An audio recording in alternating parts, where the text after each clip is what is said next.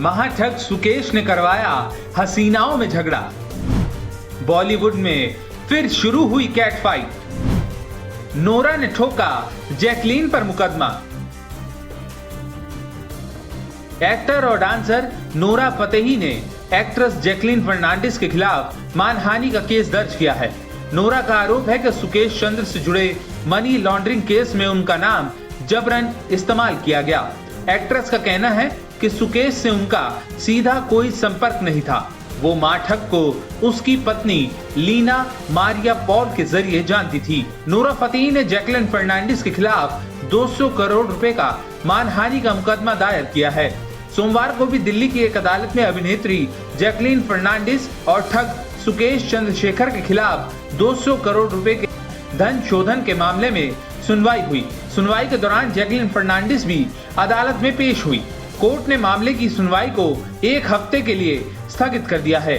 Money laundering case में ED के निशाने पर जैकलीन फर्नांडिस और नोरा फतेही दोनों हैं। इस केस की तहकीकात के लिए ईडी दोनों ही एक्ट्रेसेस को कई बार पूछताछ के लिए बुला चुकी हैं। नोरा फतेही पर भी सुकेश चंद्रशेखर से महंगे तोहफे लेने का आरोप है। हालांकि नोरा ने हर बार पूछताछ में इन आरोपों को गलत ही बताया। मनी लॉन्ड्रिंग केस में जैकलीन फर्नांडिस को चार्जशीट किया गया है। ईडी सूत्रों के मुताबिक दोनों ही एक्ट्रेस को इस मामले में मुख्य आरोपी सुकेश चंद्रशेखर से महंगे गिफ्ट मिले थे।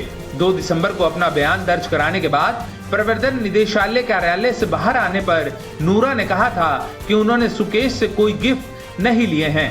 सूत्रों की माने तो नोरा फतेही ने ईडी को जांच में बताया था कि उनकी मुलाकात एक इवेंट में सुकेश की पत्नी लीना से हुई थी। लीना ने नोरा को गुच्ची का बैग और आईफोन दिया था। लीना ने नोरा को बताया था कि उनके पति सुकेश एक्ट्रेस के फैन हैं। लीना ने सुकेश और नोरा की फोन पर बात कराई थी।